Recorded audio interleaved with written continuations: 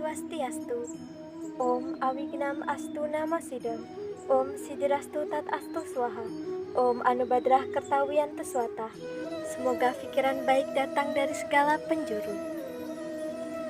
Umat Hindu Sedharma yang berbahagia, marilah kita haturkan puja pangastungkara kehadapan Ida Sang Yang Widiwasa, karena sampai saat ini kita masih diberi kesehatan, keselamatan, dan kebahagiaan bersama keluarga masing-masing di rumah. Pada kesempatan kali ini, Tiang Wayan Apriliani dari Bidang Kerohanian UKM Hindu Universitas Lampung Angkatan 2018 akan menyampaikan sedikit dharma wacana mengenai makna Hari Raya Galungan.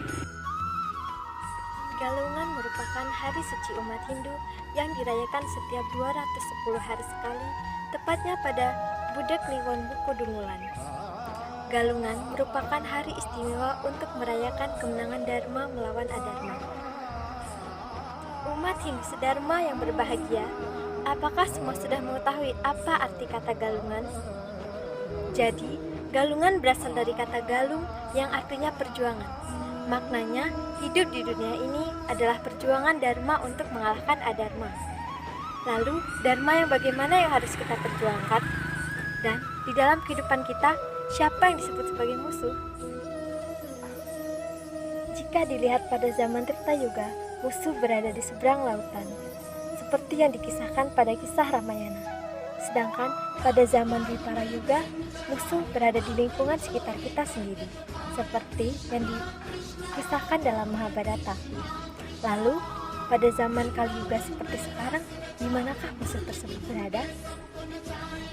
Umat Hindu Sedharma yang berbahagia, dalam kitab Saraswacaya menyebutkan, Manuse sarwa bhutesu vartate vai subasube asubesu samawistam subesveva vakarayet, yang artinya dari semua makhluk hidup yang lahir di dunia, yang dilahirkan sebagai manusialah yang dapat berbuat baik ataupun buruk.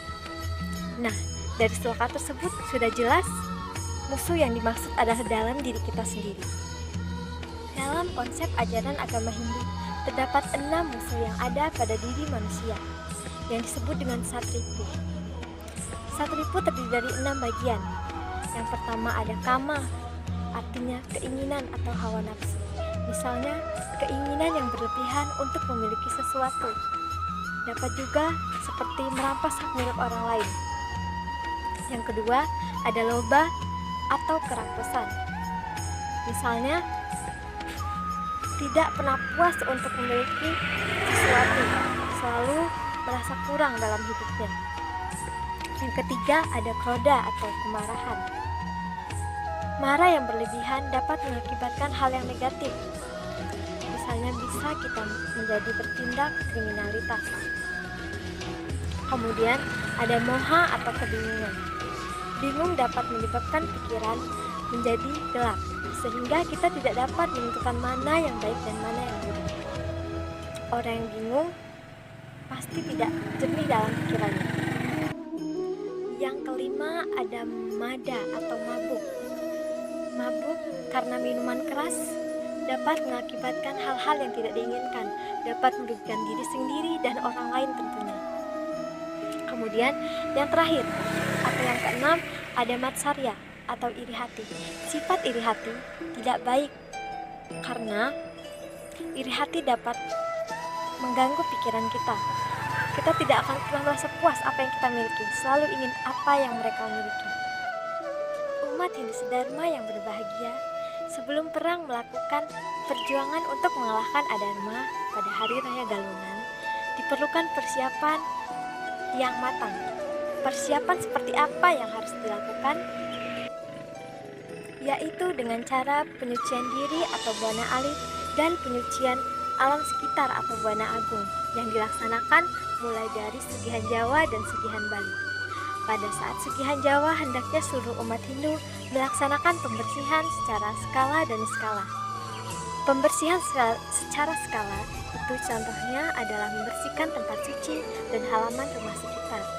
Sedangkan Pembersihan secara niskala itu contohnya pembersihan menggunakan banten pembersihan di halaman sekitar dan juga di halaman pura. Lalu pada saat Sugihan Bali, umat Hindu melaksanakan penyucian diri. Kemudian sehari setelah Sugihan Jawa adalah hari Sugihan Bali.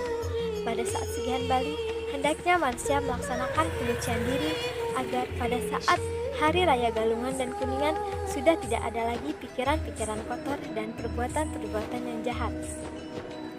Setelah itu ada hari Penampahan Galungan, yaitu 1 hari sebelum Hari Raya Galungan.